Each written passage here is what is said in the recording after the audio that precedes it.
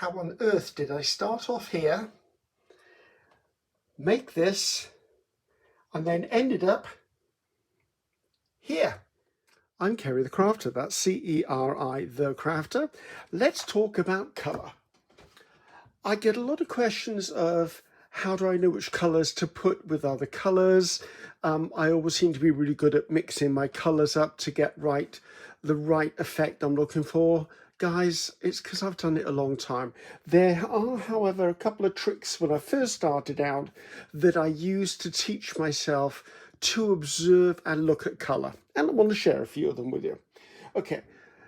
First of all, you now have access to the internet. You can look for anything on Pinterest or search engines and find colour combinations. However, sometimes we don't actually know what we want to find until we see it in front of our faces. So a lot of the things you'll find out there nowadays look a bit like this. I printed this off Pinterest. You'll see there's an image and then there's a breakdown of all the colours that are actually in the image. These are quite popular. You'll find them all over Pinterest. There's Pantone does some. There's the colour cubes 1 and 2, they do them. And you'll probably find a lot of like interior design people have them on their websites and stuff like that. So you've always got stuff like this, which is what we're used to seeing. However, maybe you don't have a printer. Maybe you don't want to be doing painting with your computer or iPad or laptop near you. So when I first started out, I looked at what did I have. Now, we always had things like fabric in my house because I sew. My mother sewed. I quilt. My mother quilted. There's lots of stuff like this. So if you look at things like these are just fat quarters. Let's see if I just undo this. So if I was to pull this one out, there's my colour combination. All I would do is I would go through and go, right, what colours have been used in this and how can I replicate it? If I don't like that one, I can look at the next one or the next one. Or the next one. Do you see what I mean? So they're already there. And I'm using fabric as an example for one of the main reasons is there's very few of us run around naked. So you've got clothes. If you've got clothes, you've got clothes made out of fabric. So take a visit to your wardrobe. Have a look through. Pull out that favourite shirt or dress or suit or blouse or set of pajamas or something like that and use that as a basis. The other one I find very, very interesting, and also a word on this too, is these are put together by professional illustrators, professional fabric designers and artists. It's a gift to you. Seriously, this has been done for you. All these colours work because they've decided they work and they know what they're doing. The other one I used to use a lot is magazines. So I've gone through a couple of magazines I've got here that I'm harvesting for collage work and for my glue book. So say I've got an image like this. The designer of this bag decided those colours worked, but the illustrator of the magazine set it in this format. So if you look at this, if I was to match or get closely to the different colours within this, I'd always say use black and white anyway, because you can then do tints or shades. That will give you a colour combination. Another one here. Not sure that I agree totally with this colour combination, but you know what? I would have a go. I would choose the different colours I can see here and see what I can come up with them. Here, like I've chosen this one. It's a small image, but look at this person's blouse. Look at the colours in that. Now, I would probably never have chosen to put those colours together, but they work. Here's another one, earthy tones. This is a bed for children. So there you go, look at the colours within this. So look more with that in mind. Like, okay, here's a modelling image. Now, it's got all the pleasant spring-like feel to it. And why is that? A nice blue sky, bright, soft colours, bright, light, airy. If I was to match the colours out of this, bang, I would have what I'm looking for. Again, this was from a sewing magazine. This here is the top, I think it's a cushion. Is it a cushion? Yes, it does look like a cushion or something. You could use these as your colours. They can be your starting block. You know these colours work, but you can throw in the odd one with it. Here's another one. So that must be the same magazine as before. But as you can see, don't just look at the piece, look at what the designer has put in the image and make it all work. Here's another one. I don't know how much this pair of boots must cost, but again, it's a pleasant to the eye look. Look at the piece and take the colours out of it. So I think today what I'm going to do is I'm going to show you how I would go about this. I need to make a decision. I'm quite drawn to this, although it's not really my sort of colour scheme, but you know what, maybe we'll do that. Right, let's put the papers to one side. So now I've not prepared anything here, guys, other than I'm going to be using my 12 by 12 gel plate. I'm going to use my 5 by 7 gel press. Well, they're both gel press. I'm going to use my 4-inch speedball brayer. I've got 2 pieces of 12 by 12 cardstock that are 250 GSM. One will be for the image, one will be for cleanup. And basically, I'm going to have to stop for a few minutes and go through my selections of paints and pull out paints as close to these colours as possible. Now, I'm not going to worry that they're an absolute perfect match, but I am going to try and get close to them. So let's see how I did. Now, remember, I'm not going to match everything absolutely perfectly because that's not going to be possible. I don't have the exact palette, but I'm going to get the feel of it. So this colour here, these two to me look like they're well and truly on their way to being part of that. I don't mind that. The yellows, there's a very pale yellow and there's a very pungent yellow. So I pulled out lemon yellow and I pulled out cadmium deep yellow hue. There's this colour here, which I think is probably going to be translated into red iron oxide. This green colour here was a bit that I couldn't quite get. So I've sort of pulled in this colour, which was almost there. I pulled in this green, which I think if I add a bit of yellow to it, I might get this sort of colour in here. I've also pulled in phthalo green pale, which would also work with this palette. That was a paint I made up. I want to say that was light sage, and I think if I played around with that, I wouldn't be far off this. I'm obviously not going to use all these paints, guys, but it's a palette I can draw upon. To get this tealy turquoise colour, I think what I'm going to do is I'm going to add a little bit of white to these and work out reasonably close. I will keep this to one hand so I can actually see it. There is red in here, so I've got red. And then there's blue in here, which is almost that blue, but I pulled in some darker blue just in case I want to make it darker because the blue down here is almost Prussian. And then obviously there's black on there and there's white on there. So as you can see, I pulled out all of these paints and I think if I stick with them, I don't have to use them all. Remember, this is inspiration here. I'm going to try and get this feel in what I'm going to create. So I'm going to move my papers to one side and I'm going to put this strip of cloth up by there so it's in my eyesight for the whole time I'm doing it. Oh, I didn't even notice those down the end. That would have been easier to match those, wouldn't it? Right, so I'm going to put that up there and let's just see what I can come up with. Now, the base colour on the fabric itself, this just is not straight in any way, shape or form. On the fabric itself is white. So I'm going to turn this around. It's easier than trying to realign it that way. Is white. I'm obviously not going to do white. So I think what I'm going to do is I'm going to come in with a mixture of Titan green pale. I wonder whether there's a Titan blue pale. I have to look into that because I quite like the idea of that. So I'm going to take a little bit of this. Maybe a little bit more of that. Because this is going to create my background onto which I'll build everything. And it doesn't mean that I'm going to be doing florals either. It just means I'm going to be doing something that's potentially similar in flavour to that. A little bit of white on there. And I just want to get this braid out, mix it up a bit, just to get myself a background on the go. So yes, this is how I used to do it. I used to, there's a bit of something stuck in there.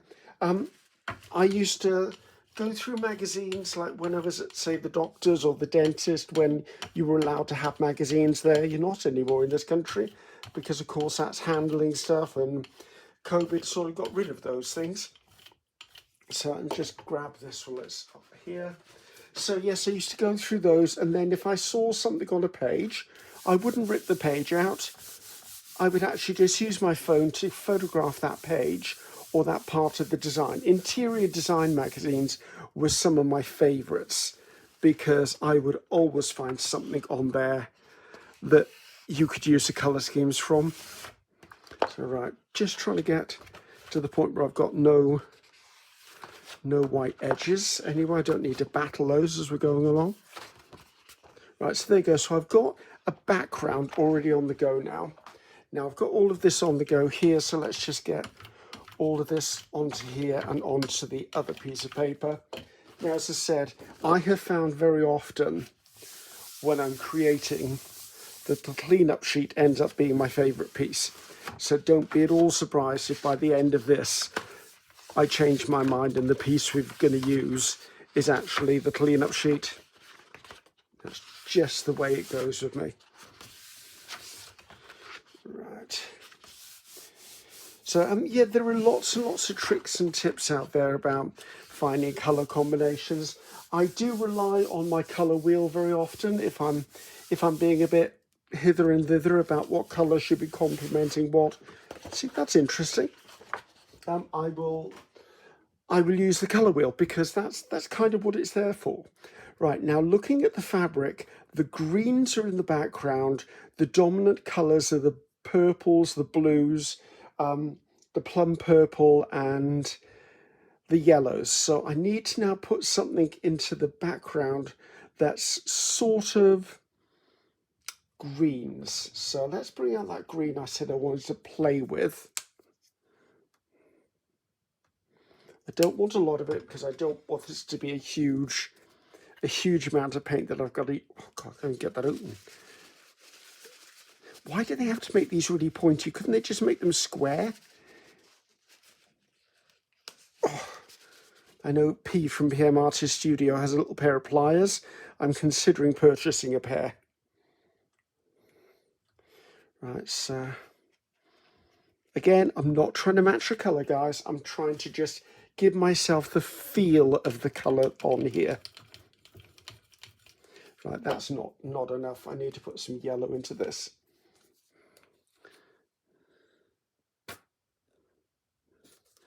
I'll be so glad when these little bottles are run out. This was a mistake on my behalf. I decided that if I decanted my paints into these little bottles, they'd be easier for storage and easier for use. They were not. They had become a pain in... Well, let's just say they'd become a pain, shall we? Right, I'm not liking that colour. I need to lighten it up a bit.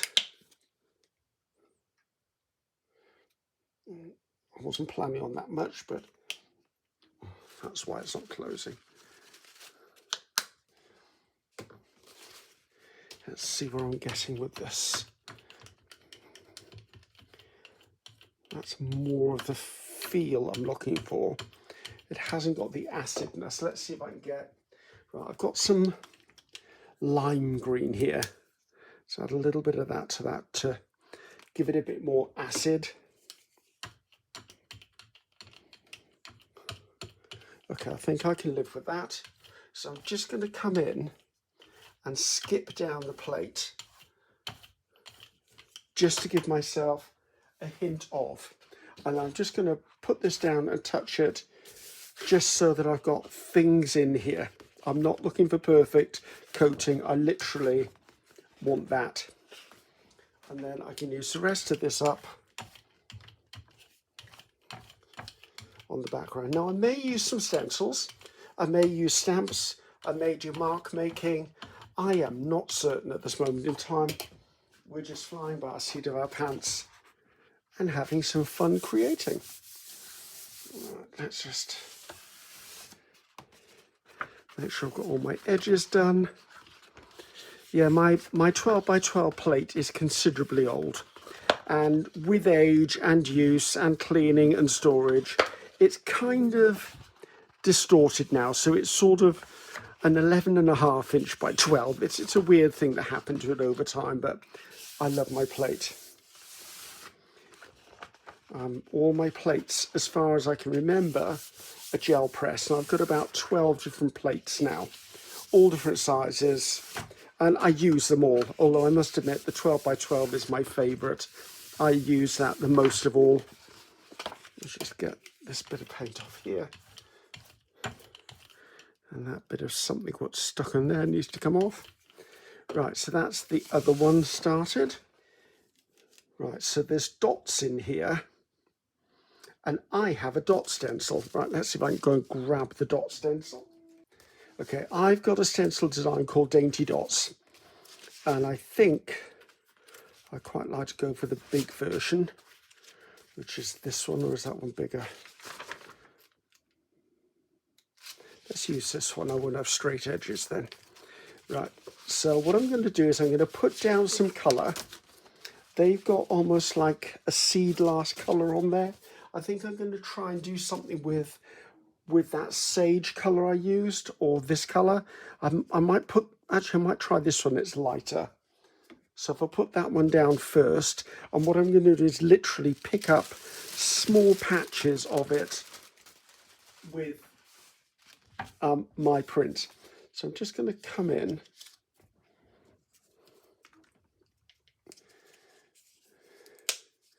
A bit of a shake. I always use my 5x7 as a palette if I'm likely to be mixing colours. Purely I find it easier for me because I can have a habit of putting far too much stuff on a plate. Far too much paint. And by using a palette, it means I can control that. Also, if I'm mixing more than one colour, by mixing on here before I put it on here, I don't then have those elongated blobs you sometimes see. Let's put you to one side. Let's just bring in this and swipe it down. Just a little bit there, a little bit there. So as you can see, there you go. We've just got a hint of it in the background. Now, I'm not going to be able to match this up perfectly, I'm sure. Hello, that's not a bad go, I feel. Let's just get some of this onto the other piece. And it will look different there because obviously the background on the other one is different. Let's take that off. Now, if I wasn't doing a video, I'd flop this off onto another piece of card. But I'm not, because I want to just keep on this. So again, coming in.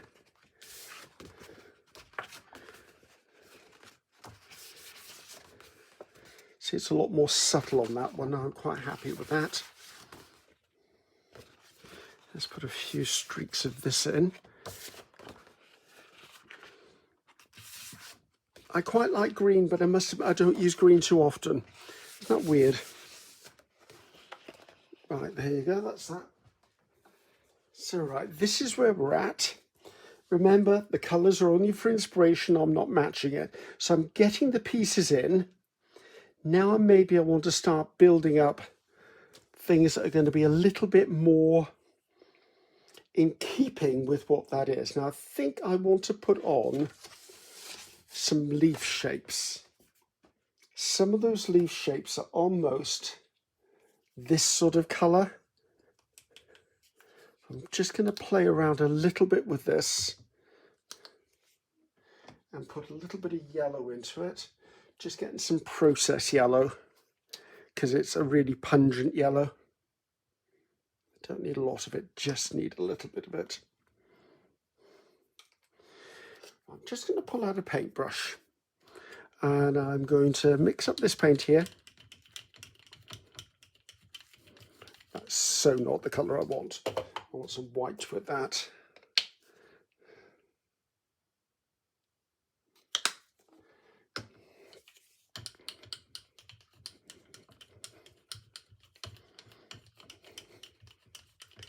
That's more the colour I was thinking of. And I'm wondering if I just... No, that's not going to work. The paint's too firm. Right, have I got a stencil or something that I can... Or a foam stamp? Ah, I think I've got a foam stamp. Pity I wasn't prepared earlier. So I've got these foam stamps by PM Artist Studio, which I designed. and I can't remember what they're called at the moment, so I'm not even going to attempt to remember that. But what I am going to do is I'm going to bring in this. If you go to the description box below the video, guys, where the signature for my signature box, the signature for my description box is, within that there is always a link to all of my products in PM Artist Studio. So I'm just going to come in. I don't want to go hugely overboard with this. So what I'm going to do is I'm going to come in.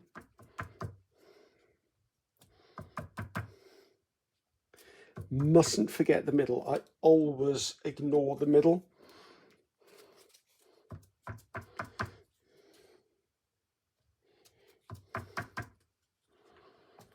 I've often thought it would be fun to design fabric.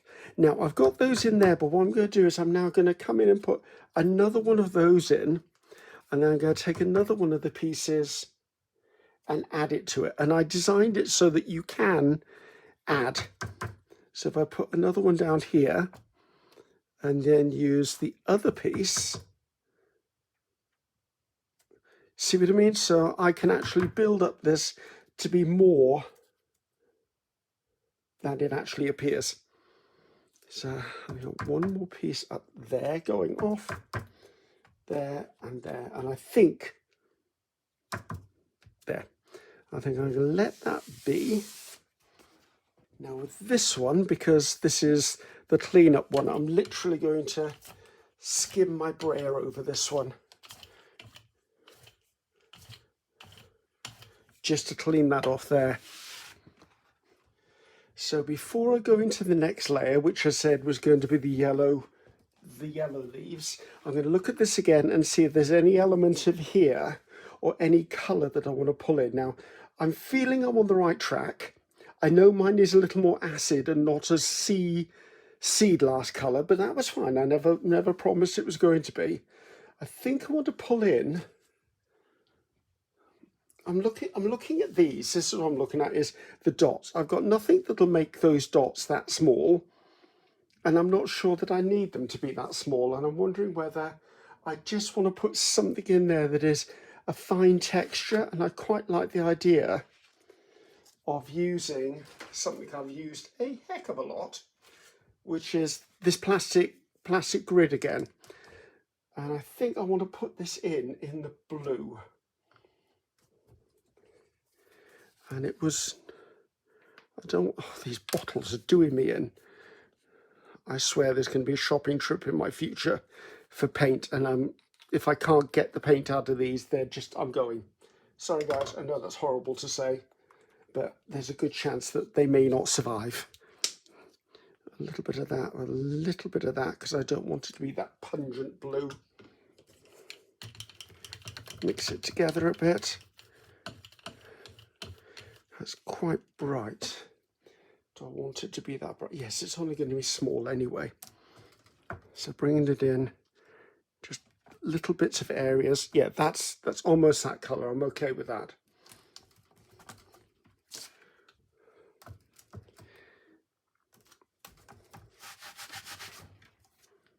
Right, that's that. So I think the next thing I want to do is I just want to bring in a little bit of the whiteness that was in the original, or else what's going to happen is I'm going to continue to build and build and build colours, and then all of a sudden I'm going to get to a point where it'll start turning dark. A bit like the weather outside my window, to be honest with you. I just want to come in and just pick up little patches. Now I'm going to use the cleanup one first, just so that I'm taking stuff off the main piece. I'm now going to come in with the bit I'm using or creating, because therefore it's almost like a ghost print. Well, it is a ghost print, if you all call it that. See what I mean? So it's knocked it all beautifully into the background and given me back some of the white that I was looking for.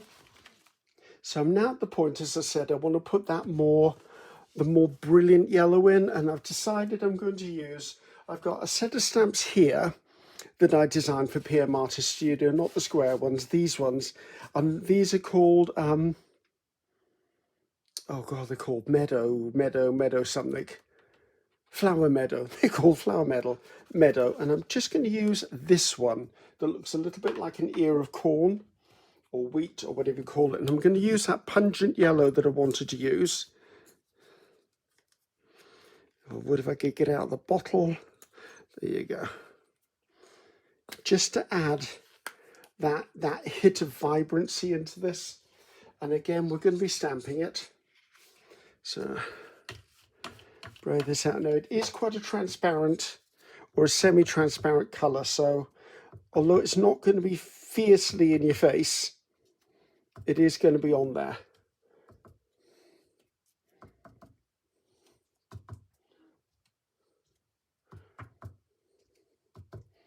I'm trying to get into the habit of remembering there's a center on things.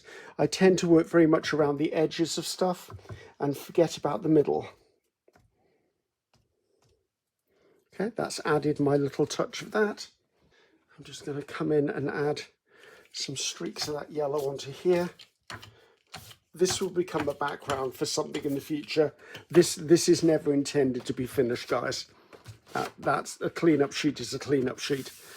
I just like to get them, and then I save them in a box, and then occasionally I'll pull one out and see what I can do with it. There you go.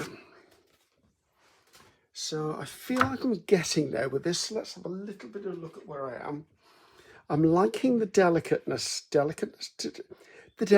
of this.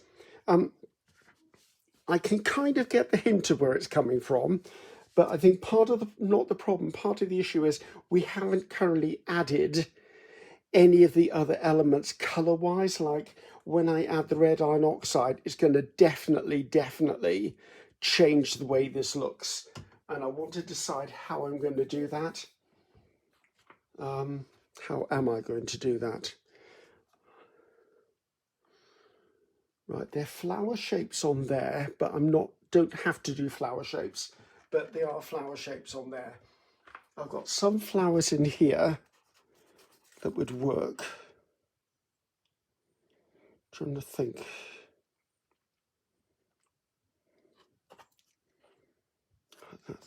This looks like the one I think it should be. I'm looking for something a little, actually it might be that one. I don't want something too dominant because I think when I do the plum purple colour, that's when it's going to come into its own. Now this is pretty much a transparent. So I know that, it always does that, always bubbles on me. I know that when I put these down, they are not going to be absolutely solid, which is wonderful as far as I'm concerned, because there is a chance that something this dark could overcome everything. Again, picking it up.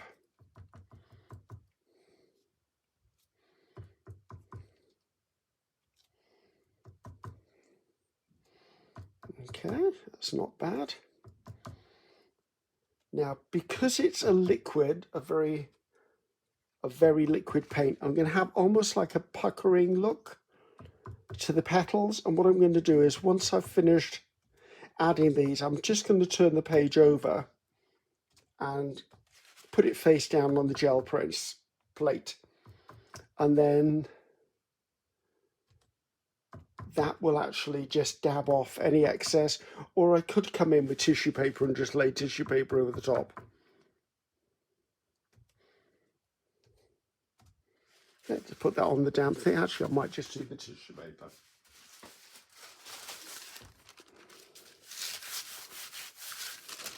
There you go, just to blot away the excess.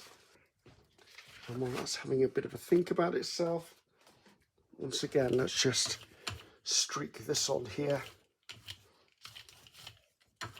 This is how I like to build up things. Like you will have heard people say, oh, that old wall effect. This is kind of how I do it. I just streak layers upon layers upon layers. See, that's getting wonderful.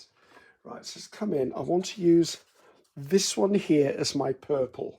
And I'm going to come in with So this is a Dilutions paint called Funky Fuchsia, which looks very similar to what that is there.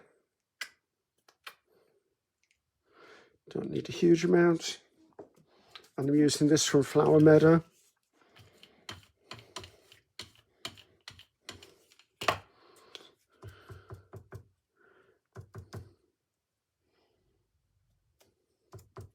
Yes, that's what I'm looking for. That's exactly the right.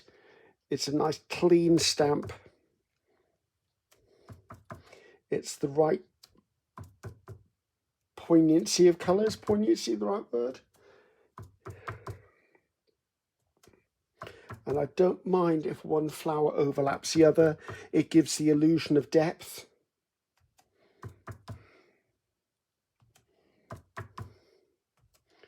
This is quite spring-like, isn't it? I'm enjoying that.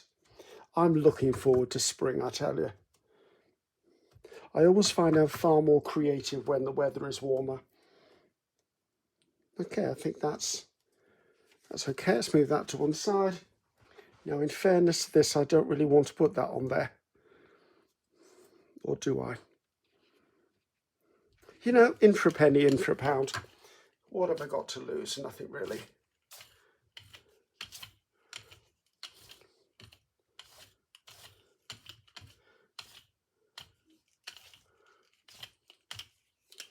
That's actually not bad. I wouldn't have put those colours together on that sort of look. So I've decided that as these fuchsia or these plum purple coloured flowers are definitely flowers, I don't want to leave the purple dot in the middle. I want to actually come in and put some yellow into the middle of them. Is this the right colour? No, it's not the right colour. I don't want something that bright.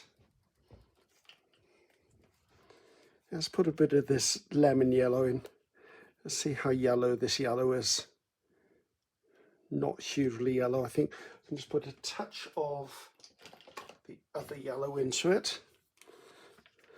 So don't forget, guys, when you're creating, unless it's a commission and something's been agreed upon beforehand, there are no rules. Don't beat yourself up thinking about, I've got to be matching the colours exactly, I've got to get this exactly. It is. This is inspiration. It is not a blueprint that has to be abided by. I've got a palette knife somewhere. So mix these two colours together. There you go, that's a pleasant enough colour. Yeah, that should be fine. I don't want the centres to stick out hugely. And I'm just going to use an earbud, a cotton wool bud. And I always test it out on the very edge of whatever I'm doing.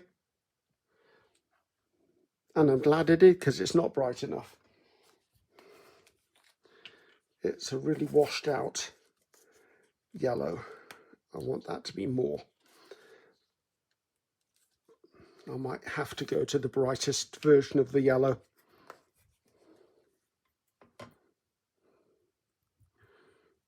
Slightly knocked back in colour.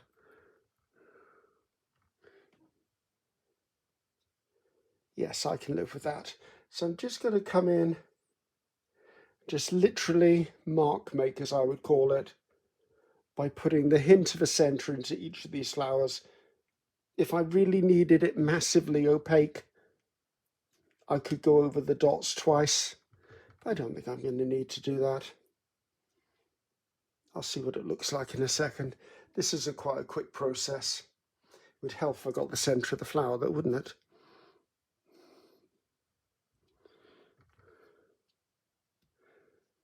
Have I got them all? I have. Let's do one more. Oh, no, I haven't. There's one. Let's just do one more round of each of them.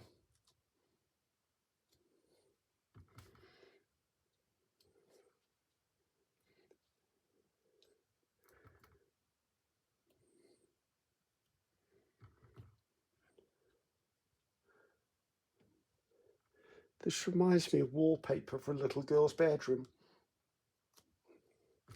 Not that I'm being sexist. Little boys can have flowers on the walls as well.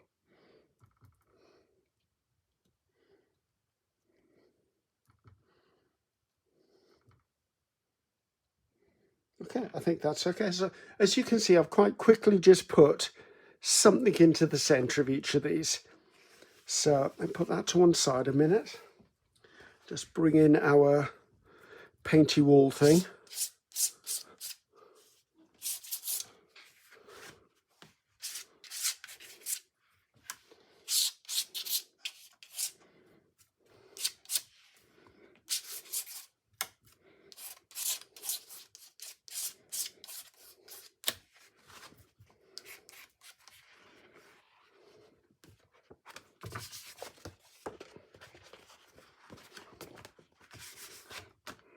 I really do like this one. I told you I'd probably end up liking the cleanup one better than the project, didn't I? I want to put something into here that will really make this go boom. Let's just put... Right, so I want to put something on here. I could put something like a pattern. I could put numbers. Oh, I could do circles, couldn't I? I like circles.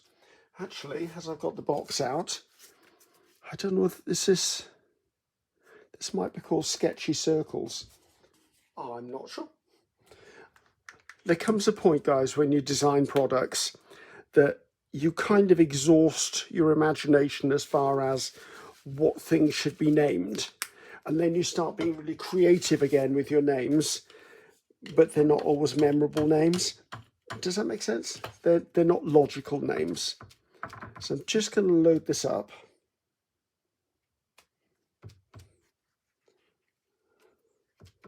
And we'll try and get it so it's not always squared off.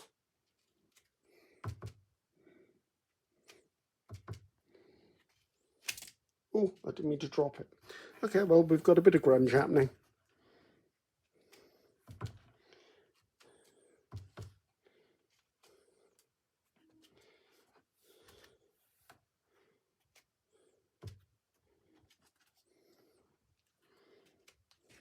Okay.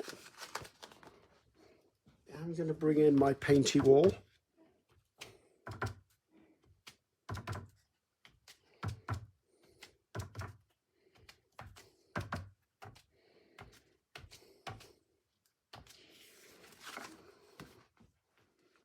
Okay, that cleanup time gave me a little bit time to think as well, because I'm really annoyed that I made that slip and actually messed that up.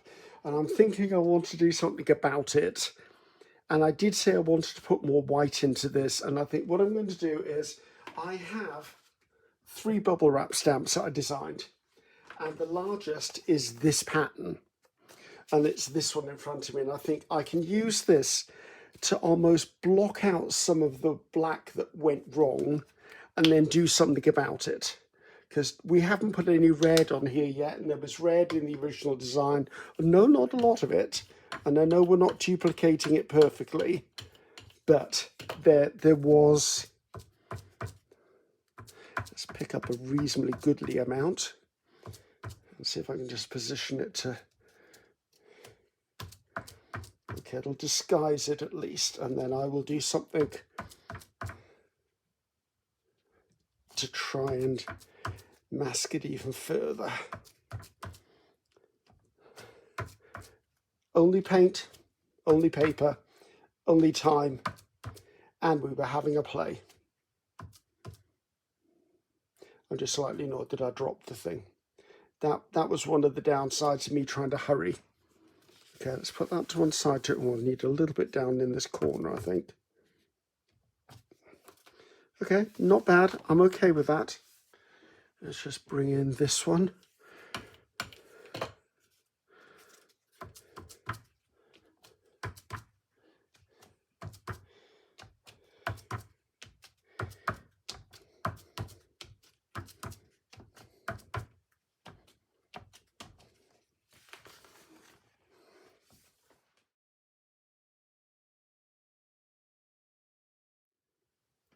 So I'm happy where we're at. We've just got a few last little details to go. We're on the tail end, I promise you, we're on the tail end. Now, this is where we ended. This is where we started. I told you I was never going to match this, but this was the inspiration to create this. And I love the fact that it went off in its own direction and I followed it through. I can still see elements and influence of the original. That's fine. That's exactly what I needed it to be. Now, I know that I want to put something into these areas, and I'm going to use a foam stamp by PM Artist Studio, which is a butterfly stamp. So I'll endeavour to put a link to that stamp, and there's more than one size and there's more than one butterfly. So I'll put a link to the butterflies on PM Artist Studio. They're foam stamps. I love them, and they've got a really big 4-inch one, which I think you may have seen me use before, where I did my satin effect butterflies. Actually, I'll put a link to that at the end of the video. If you look in the top right hand corner, there should be a little promo there. Click that, it'll take you through to where I did the satin butterflies. So I'm just going to come in, tap this down. Hopefully I've got a good enough coating on. I think I have. Put it down, just give it a gentle press in the middle and lift it away. There you go, that's exactly what I wanted. I tend not to rock it, I don't pummel it, I just do what I need to do.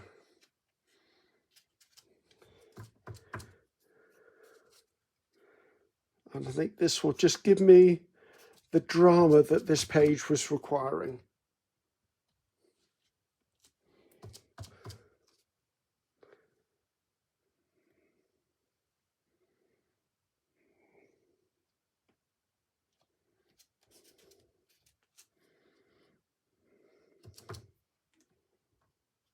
Sorry guys, just gone quiet. I was just trying to concentrate on where I'd want these little ones to be. And I think I'm going to call that done. Now that will go in the water. Now I do have one more thing I want to do. This is, it's a silicone stamp of basically splatters.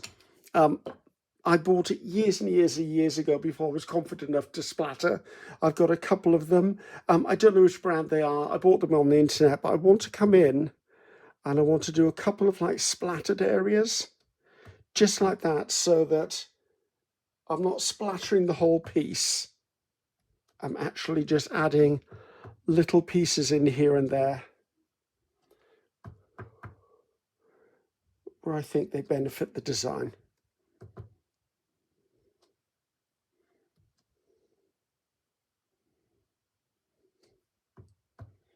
Am I done? And we're done. Right. 2-second stop, and then I can get this dried with my hairdryer, then lift it up and have a really close look at what we did. So here we are back again. I just want to take a quick look at the cleanup sheet. As I said, it always amazes me. The cleanup always changes character so many times. I like this. It needs some bold stamping on here to give it a focal point, although to be honest with you, it could easily be left as it is, but I do feel it needs something. But you know what? As a cleanup, I'm very happy with that. How did we start out? We went from this little piece of fabric. I told you it was never going to look like this. All it did was, when you're trying to start with colours, guys, you just need a starting point. This was my starting point. This gave me the idea for the palette that I was going to use. I sort of gave it a nod to this because it was floral and I ended up with floral. And here we are. I mean, even the colours are not exactly the same. But hopefully, because you've seen the journey, you can see how I went from this to this. So pull out those magazines, get that junk mail, have a look through your closet, see what has got patterns and colours on. Look at the furniture in your room. Look around at everything in the world. And if you see something you like and you don't own it, take a picture of it, as long as you're allowed to, on your phone, so you've got some inspiration to work from. And then the more you play, the more you'll instinctively know what you need to do next. Like, as you saw, I got to a point where I was unhappy with this, and it was quite a bold move to just slap white over the top. But you know what? Because I've done this a lot, and I continually gel press a lot, I knew it was likely to work, because then it just knocks everything into the background and gives me a fresh page to start with. But I have not lost all of my previous stamping. It is in there, and that's what I love about doing layered work, is you can look into it, and when you look into it, you really have to look into it. So Hope you had fun with that, guys. It was just something different for me, and I felt that I just wanted to share with you how I started learning colour combinations, and it purely was all about what illustrations designers have done. It's all over the planet. Highly qualified illustrators are actually putting their time and effort and training into creating imagery. There's no problem using that imagery as an inspirational jumping off point. So, I'm Ceri the Crafter. That's Ceri the Crafter. Until next time, goodbye now.